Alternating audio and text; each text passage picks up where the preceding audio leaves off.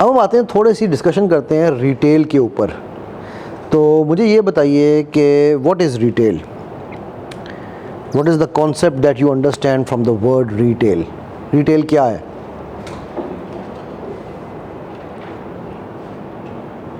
मेरे जहन के मुताबिक यही है जो दुकानदारी नॉर्मली चलती है, सप्लायर से सामान बल्क में उठाते हैं और एंड कंज्यूमर को सेल करते हैं। Okay, good good. जो चीज़ B2C होगी, जो भी कंज्यूमर को बिक रही है, वो सिंपली वो रिटेल है, ठीक है। अच्छा, मुझे ये बताइए कि रिटेल वाले भी क्या होलसेल कर सकते हैं? कर सकते हैं। कर सकते हैं। डिस्ट्रीब्यूशन कर सकते हैं? पॉसिबल है, कर सकते हैं। मैंने आपको क्या था, मेरे पास डिस्ट्रीब्यूशन, होलसेल, रिटेल तीनों सेटअप्स थे, right. But provided they are all separate, they are all well equipped, हर एक की अपनी अपनी फील्ड है ना। मैंने एक बंदा कर सकता है। हाँ, वो ओनरशिप की आई थी ना बात, कि वो ओनरशिप बेशक एक ही हो, पर ये है कि आपको सेपरेट अलग अलग रखने पड़ेंगे। अच्छा, बगैर बातों के भी हो जाती है, जैसे मिररिंग, मैचिंग, एक डिफरेंट टेक्निक्स हैं। खैर एनीवेज, उसका अगर टाइम हुआ तो उस पर डिस्कस करेंगे। हम आते हैं रिटेल के ऊपर। सो रिटेल का, जिस तरह हमने कहा कि डायरेक्टली B2C, लेकिन उसके अलावा रिटेल जो है वो बिज़नेस टू बिज़नेस भी हो सकता है, ठीक है। बट इनको हम मेनली नॉन रिटेल एक्टिविटीज़ कहते हैं, ठीक है। सो इसमें मॉल्स में, मार्केट्स में, डिपार्टमेंटल स्टोर्स में, दुकानों में, छोटी दुकान में, बड़ी दुकान में, जिस किसी किस्म की भी चीज़ हो रही है वो रिटेल कहलाएगी, ठीक है। और ये जो है, ये उसकी retailing is nothing but transaction of goods. ये डिक्शनरी की डेफिनेशन है, between the seller and the end user as a single unit. ये ऑन है ना? अच्छा, ओके जी, ये तो सिंपल डेफिनेशन आ गई। आगे चलते हैं। अब रिटेल का जो रिटेल का जो स्टोर्स हैं, उनकी टाइप्स क्या हैं। हमारे पास डिपार्टमेंटल स्टोर है, जो कि आपके कैरीफोर्स टाइप या इस तरह के जो बड़े स्टोर्स हैं। करियानाज हैं, उसके बाद आपकी ग्रॉसरीज़ हैं, डिस्काउंट स्टोर्स हैं, सुपरमार्केट्स हैं, वेयर हाउस हैं, स्पेशलिटी स्टोर्स हैं, मॉल्स स्टोर्स हैं। स्पेशलिटी मॉल रिटेल है और ऑनलाइन रिटेल। ये हमारे यहाँ पर जर्नली रिटेल के बेसिक कॉन्सेप्ट्स हैं, जो हमें पाकिस्तान में अब तकरीबन मेरा ख्याल है सारे आ ही चुके हैं। पहले ये स्पेशलिटी मॉल नहीं था, मॉल्स जो कि नहीं थे इतने यहाँ पर, तो अब वो था। बहरहाल ये हमारे यहाँ general rules of retail, general stores of retail हैं। रिटेल का प्रोसेस काम कैसे करता है, ये समझना ज़रा ज़रूरी है, ठीक है। मैन्युफैक्चरर से चीज़ निकल के आपकी आई डिस्ट्रीब्यूटर या होलसेलर के पास, ठीक है। होलसेलर से वो स्टॉकिस्ट, होलसेलर, मैन्युफैक्चरर, उससे आई रिटेलर के पास, और रिटेलर ने वो चीज़ आगे दे देनी है कंज्यूमर को, ठीक है जी, या एंड यूज़र को। सो ये रिटेल का सिंपल प्रोसेस है, जिसको हम लोग सब बेसिकली ख्याल हम सुबह से काफ़ी बार डिस्कस भी कर चुके हैं। अच्छा, अब हम चलते हैं रिटेल की मैनेजमेंट पे। अब क्या ख्याल है, रिटेल मैनेजमेंट क्या चीज़ है? What is retail management?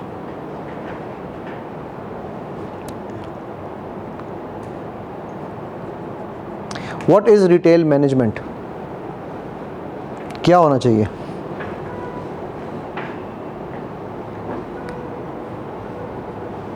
सुमन बुकमनुम युन, पूछो, पूछ दे नहीं।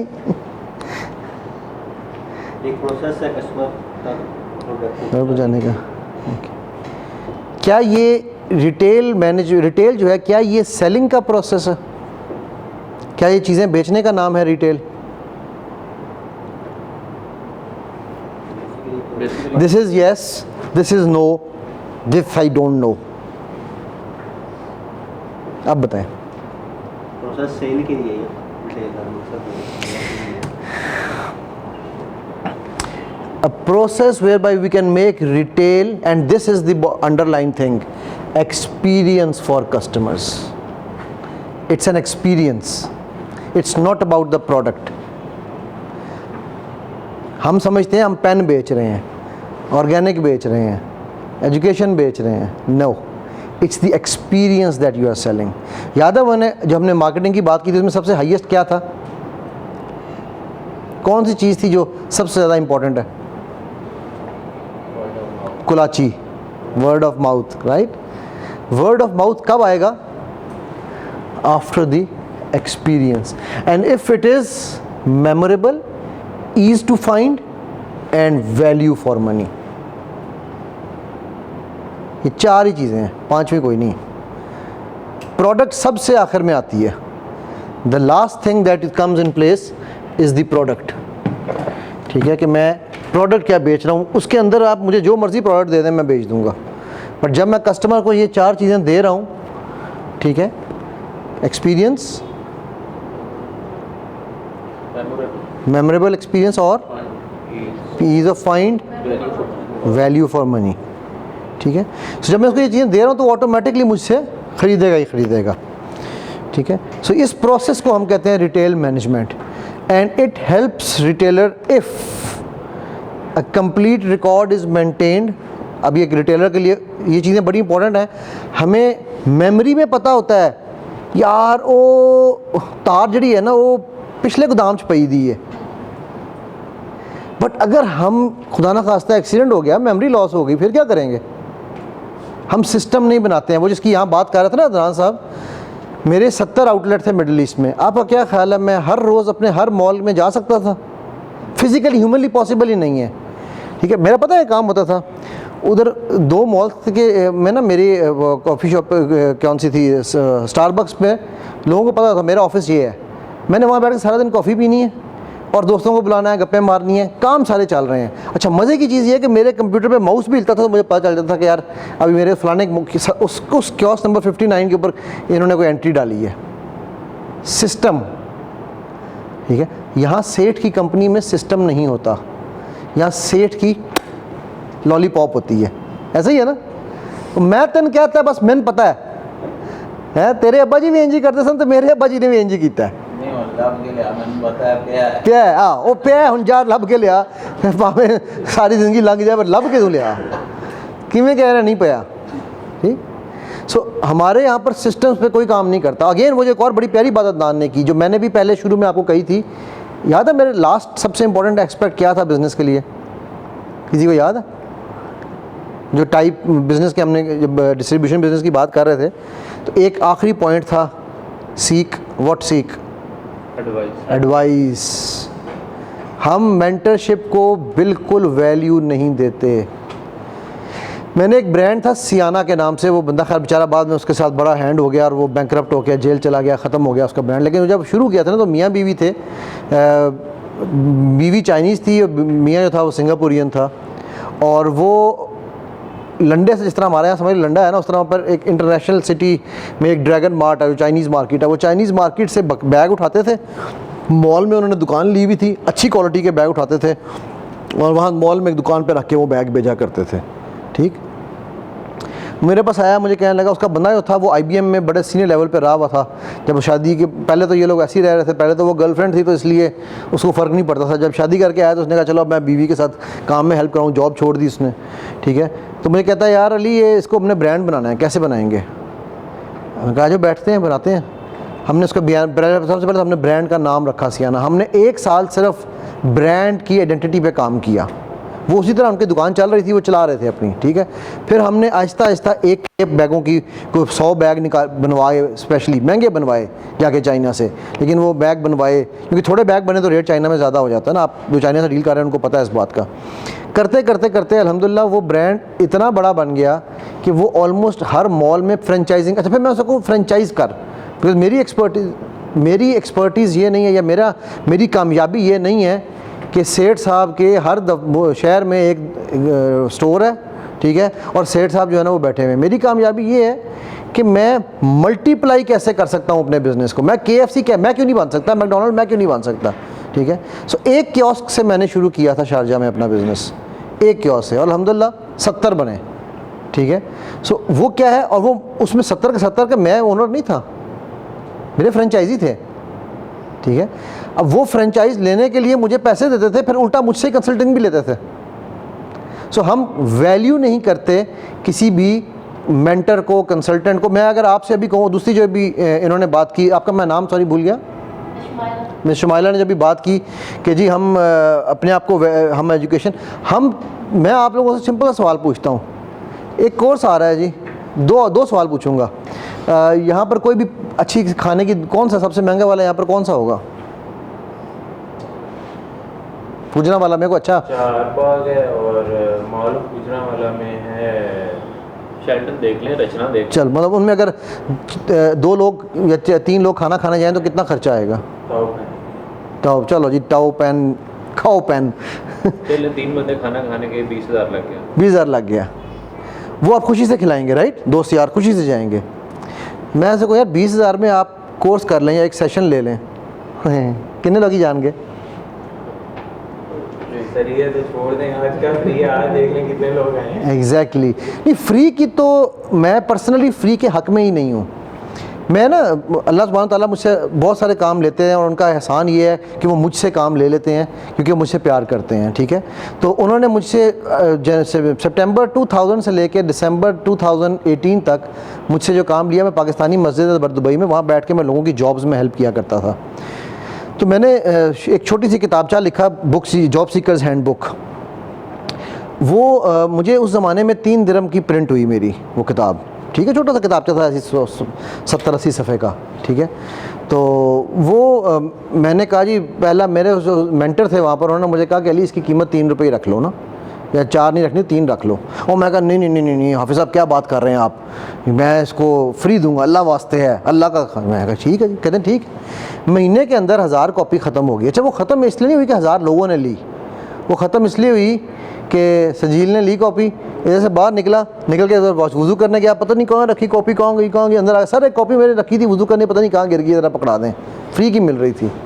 अच्छा फिर उसके बाद मैंने क्या किया, अगले महीने से मैंने 3 दिरहम की मुझे पड़ती थी, मैंने 2 दिरहम उसकी कीमत रख दी। उसके बाद 18 साल तक किसी की कॉपी नहीं गुमी। वैसे लेने और आ जाते थे लेकिन गुमी नहीं कभी किसी की कॉपी, ठीक है? सो हम फ्री को तो बिल्कुल, आप देख लीजिए, लोग कहते हैं जी दीन फ्री है। अव्वल तो मैं इस कॉन्सेप्ट के ख़िलाफ़ हूँ कि दीन फ्री में मिला हुआ, हमें दीन फ्री नहीं है, क्योंकि इस्लाम, अल्लाह ने कुरान में मुसलमान और मोमिन में डिफ्रेंशिएट करके बता दिया, ये मुसलमान हुए अभी मोमिन नहीं हुए, अभी इनके दिलों में ईमान नहीं आया, ठीक है? उनके लिए फ्री है। जो मोमिन होता है ना वो बड़ा कुछ दे के वहाँ पहुँचता है, आसानी से नहीं पहुँच सकता वो, ठीक है? सो फ्री कुछ भी नहीं है। बट फिर भी कुरान पढ़ा है ना, कितने लोग, हम सवाए शादियों पे सर से गुजारने के, हम कितने लोग उसको समझते हैं। मैं पढ़ने की बात नहीं कर रहा हूँ, ठीक? सो इसलिए हम अपने ऊपर, मैं उसने आपको थोड़ी पहले बताया था कि मैं 55-60 हज़ार डॉलर के करीब पिछले मैंने कोई 15 साल में अल्हम्दुलिल्लाह अपनी ग्रूमिंग पे इन्वेस्ट किया है, ठीक है? मैंने अमेरिका से जाके कोर्सेज़ किए, यूरोप से किए, यूके से किए, पढ़ा भी और पढ़ाया भी वहाँ, ठीक? मैं टीचर्स ट्रेनिंग कराता हूँ, आप हैरान रह जाओगे। जिस मैं पहले भी आपको एग्जांपल दे रहा था वो एक टीचर की जिसके मैं सजदे में गिरना चाहता था मैं जिसके, ठीक है? कि मैं हैरान रह जाता हूँ। यहाँ पर मैं दुबई में मेरा पर टीचर मैं चार्ज करता था तकरीबन 3,000 दिरहम, ठीक? यहाँ मैंने 5,000 रुपये कहा स्कूल वालों को, हम करा लेंगे जी ट्रेनिंग, हमें ज़रूरत नहीं है। ठीक है जी, करा लो फिर। मैं एक बच्चों का एक प्रोग्राम कराता हूँ टीन रेंटिंग के नाम से, टीन एज पेरेंटिंग के ऊपर, ठीक है? मेरा एक सेमिनार है दुबई में। मेरे उस सेमिनार के अंदर 100-150 बंदा आराम से आता था, और उधर मैंने रखी हुई थी 5,000 दिरहम उसकी प्राइस, मियाँ बीवी और एक बच्चे के, उनके बगैर मैं नहीं कराता, 3 लोग मिनिमम हो। इधर मैंने 3 साल में 3 दफ़ा अनाउंस किया है। एक प्रिंसिपल साहब की कॉल आई थी एक दफ़ा, ये अभी भी हो रहा है जी, मैं अटेंड करना चाहता हूँ। मैंने कहा आप अकेले हैं, क्या करना अटेंड करके, छोड़े पड़े मैं नहीं करा रहा, ठीक है? बच्चों वैल्यू की देर की बात कर रहा हूँ कि हम लोग किस चीज़ को वैल्यू करते हैं, क्यों नहीं करते, मैं उसकी भी वजह आपको बताता हूँ। बच्चों का मेरा एक प्रोग्राम है आई एम अ जीनियस के नाम से, 3.5 दिन की ट्रेनिंग है। वो कमरे बंद होकर 12 घंटे पर डे की ट्रेनिंग है। सुबह 8 बजे बच्चे मेरे पास आते हैं, रात को 8 बजे जाते हैं, ठीक है? और अल्हम्दुलिल्लाह उनको ट्रांसफॉर्म करके हम भेजते हैं। दुबई में 100-150 बच्चा मेरे पास होता था हर सेशन में, और यहाँ पर 3 साल में एक बच्चे के एक पेरेंट की कॉल भी नहीं आई, ठीक है? अब मैं मज़े की बात बताता हूँ कि वो जो 150 बच्चा होता था ना, उसमें से गैस करें पाकिस्तानी कितने होते होंगे? 1 या 2, बाकी सारे हम साए। बिकॉज़ हम लोग अपने आप को वैल्यू नहीं करते। मैं आप सबसे एक सवाल पूछता हूँ, do you love yourself? No you don't. आप में से कोई भी अपने आप से प्यार नहीं करता। मैं जो अपने आप से प्यार करते हैं ना, आप मुझसे ये सवाल पूछ के देखें, जवाब आएगा यस, ठीक है? क्यों? क्योंकि आपको फिर वही सवाल फिर वही बात कहूँगा, 1.2 बिलियन मुसलमान हैं, यकीन वाले कितने हैं, ठीक है। अल्लाह सुब्हानहू व तआला सूरह 7 आयत नंबर 7 में फरमाते हैं, जब मैं इसमें अपनी रूह फूंकूंगा तब तुम इसे सजदा करना। ठीक है। उसके बाद अल्लाह सुब्हानहू व तआला कहते हैं ये आसानी तकवीम है मेरी, ये मेरी बेस्ट क्रिएशन है ना। मेरा आप लोगों से सवाल है, चाहे जितने मर्जी जाहिलाना सवाल समझें, कि जिसमें अल्लाह ने अपनी रूह क्या है वो तो अल्लाह ही जानते हैं ना, मेरा अमरी रब्बी है, उसकी हम बात नहीं कर रहे, बट जिसमें अल्लाह ने अपनी रूह फूंकी है और जिसको आसानी तकवीम कहा है कि मेरी best creation, how dare you can not love yourself, how dare. ये आप अल्लाह से नौज़ बिल्लाह बदतमीज़ी कर रहे हैं। ओ अल्लाह तैन नहीं पता, एक मुल्क है, मैं नाम नहीं लूँगा उस मुल्क का, मेरा वहाँ बड़ा फ्रीक्वेंट आना जाना था, जब मैं शेल में जॉब करता था, हम वहाँ प्रोजेक्ट कर रहे थे। ठीक है। तो वहाँ पर हर लड़की दूसरी नक कटी है, लिटरली हर दूसरी लड़की का नाक कटा हुआ है। आप कहें ये क्या मतलब हुआ? उनके लंबे नाक होते हैं, उन्होंने ऑपरेशन कराए होते हैं गोल नाक करने के लिए। हर दूसरी सड़क पर चलने वाली लड़की का नाक का ऑपरेशन हुआ हुआ है। तो मैंने उसे पूछ ही लिया, मैंने कहा यार ये क्यों cut? Because we don't like long noses, we have to long noses. Now they are telling Allah, O Allah तेन नहीं पता नक गोल चंगा होता है, मैं फेयर एंड लवली लगानी हूँ, तुम्हें क्या पता अल्लाह काला रंग तूने कैसे बनाया, कैसे, हाउ डेयर यू। नौज़बिल्ला, हम ये कर रहे हैं अल्लाह के साथ, चाहिए ये माने या ना माने, हम ये कर रहे हैं। ठीक है। आपको क्या पता? अब मैं अच्छा एक ऐसा मैं कर दे खातून करेंगी तो सर फिर हम मेकअप ना किया करें। मैंने कहा बिल्कुल करें, उसके लिए करें जिसके लिए आप बनी हैं, दुनिया को दिखाने के लिए क्यों कर रही हैं? और मेकअप इसलिए करें कि आपको अच्छा लगे। मेरा वो नाई मुझे कहता है सर वो वाल काले कर दें, लंग शंग ला दें। वो मैं कहा पागल दे पुत्रा, बंदा बन। और मैं इन्ने साल की मेहनत के बाद चिट्टी की थी दाढ़ी, तू कह रहे मैं लाल रंग काला रंग ला दिया। मैं यहाँ से ना अपने बाल ऊपर कराता होता हूँ, या कलम यहाँ से ऊपर करता हूँ काफ़ी सारी ना, तो मुझे वो नाई हर दफ़ा मुझे कहता है सर ये बुरी लगती है। मैं किसको? कैसा देखने वालों को। मैं कहा मुझे तो नहीं बुरी लगती, वो सड़ते रहें, उनका मसला, मेरा प्रॉब्लम तो नहीं। मुझे बाल यहाँ गिरे, मूछ की लाइन में ऊँची कराता हूँ यहाँ से, तो कहता सर ये भी बहुत ज़्यादा ऊँची आप करा लेते हैं। मैं कहता भाई मेरे मुंह में, मेरे नबी सल्लल्लाहु अलैहि वसल्लम ने फरमाया मुंह में बाल गया तो रिज़्क़ हराम हो जाएगा। मैं कैसे लोगों को अच्छा दिखाने के लिए मैं बाल लंबे करके मुंह में अपना रिज़्क़ हराम करता जाऊँ? तो ये छोटी छोटी चीज़ें जिनको हमने अपने ऊपर लगाएं, because I love myself. By the way there is a difference between love and lust. Lust is किबर, लस्ट इबलीस बनाती है। ठीक है ना। अज़ाज़ील को इबलीस लस्ट ने बनाया था, सेल्फ लस्ट, और सेल्फ लव मोहम्मद सल्लल्लाहु अलैहि वसल्लम बनाती है। ठीक है। So anyways coming back to the topic, आप लोगों को रिकॉर्ड मेंटेन करना है, वेल अरेंज प्रोडक्ट्स की रेंज कंप्लीट आपके पास होनी चाहिए, स्टोर लेआउट वेल प्लान्ड, ये मैं ऑलरेडी पहले बता चुका हूँ, बेसिक चीज़ें हैं। प्रोडक्ट्स की कैटेगरीज, ये भी बड़ा इंपॉर्टेंट है। हमारे यहाँ पर प्रोडक्ट्स जो हैं वो कैटेगराइज करने का किसी को कॉन्सेप्ट ही नहीं पता कि what is categorising a product. आपको आइडिया है प्रोडक्ट कैटेगरी का? कैसे, मसलन कोई एग्जांपल देंगे या आप लोग बताएं? चलो आप लोग तो एक फिर भी वो क्या कहना चाहिए, ऑर्गेनाइज्ड डिटेल से है ना। कैटेगरी कैसे होती है? कैटेगरीज होती है ना, हमने उसको लेदर मसलन मतलब जैसे बॉटम आपने पहना हुआ पैंट पहनी तो मुझे लेदर लगानी है, उसके साथ फॉर्मल शर्ट है तो फॉर्मल शर्ट का डिस्प्ले दें। अगर उसके साथ एसेसरी है, जैसे आपने नोट लगाया हुआ है तो नोट मैं अलग लगाऊंगा ताकि बंदे को पता चले यहाँ पर ये एसेसरी लगी हुई है, यहाँ बॉटम लगा हुआ है, ये फॉर्मल। गुड। लेकिन हमारे आम जनरल रिटेल वालों को ये कॉन्सेप्ट उस तरह से नहीं होते, राइट? बेस्ट भी है ना, जैसे लोकल शॉप में आप जाते हैं इसीलिए ना, क्यों? मिक्स लगा। हाँ, क्योंकि हम लोगों को आइडिया नहीं ना इस चीज़ का। अच्छा, SKUs assigned and pricing displayed properly, ये तो हमारे यहाँ पर बहुत ही, प्राइसिंग डिस्प्ले तो करते ही नहीं है। मेरा ख्याल है कि ये जानबूझ के नहीं की जाती। ठीक है। जो कि मेरे नज़दीक मॉरल चोरी है, मॉरल थेफ्ट है प्राइसिंग डिस्प्ले ना करना। ठीक है। एक दफ़ा कुछ खरीदारी करने के लिए जाना हुआ, सोफे कोशिश करवाने के लिए तो सेल्समैन से डील हो गई, सारा मामला वो फाइनल कर लिया। अब सेल्समैन मुझे लेके काउंटर पे गया, तो उसने वो एक सैंपल रखा उनके सामने कि ये भाई ने इतने सोफा लिया, ये इसका पीस बना है। तो मालिक जो है दुकानदार को फिर उससे पूछ रहा सेल्समैन क्या रेट लगा है, हालांकि बाहर लिखा हुआ था कीमत फिक्स है। वो मुझे उसको पूछ रहा क्या रेट लगाया, मैं कहा डील की कैंसिल कर। हाँ बिल्कुल। कह रहा क्यों? मैं कहा तो मैं ही नहीं पता सही रेट चीज़ का रेट नहीं है। कहना मतलब तुम यार इनको बकरा रेट ला रहे हैं। एग्जैक्टली। ऐसे ही हो रहा है। करना कब तक? 4 बजे तक? हमारा 3 लाख टाइम था। अच्छा, मुझे 5 का था। ठीक है, तो मैं 10-15 मिनट में आ जाऊँगा। अच्छा जी। बात हो रही थी। हाँ, तो वो नहीं करते ना। क्यों नहीं करते? क्योंकि वो देखिए, मैं हमारे यहाँ पर लोग कहते हैं हमारी कौम में लोग बहुत बुरे हैं, ये है वो है। मैं चोर हूँ अंदर से। मुझे पता है कि मैंने कैसे थूक लगाना है या फ्रॉड करना है, ठीक है। तो मैं अपने चोरी को छुपाने के लिए मैं आप सब से बच के, मुझे पता है यार मैं चोर हूँ तो ये भी सारे चोरी बैठे हैं ना। असल में मैं अपना डिफेंस कर रहा होता हूँ, मैं अटैक नहीं कर रहा, मैं सेल्फ डिफेंस कर रहा हूँ। उस चक्कर में क्यों, जिस तरह भी आपने कहा कि जी सिस्टम नहीं होगा तो सारे कौम है, ऐसी कौम है वो तो उठा के ले जाएगी। और एक तरफ हुकूमत वाले हैं जो कह रहे हैं 99.9% रिकवरी है हमारी, 1 रुपया भी आज तक किसी ने नहीं खाया। असल में वो खुद चोर नहीं है। असल में जो बंदा खुद चोर है ना, वो कहता है दूसरा जो नहीं है चोर, वो कहता है humans are all good, innately all humans are good.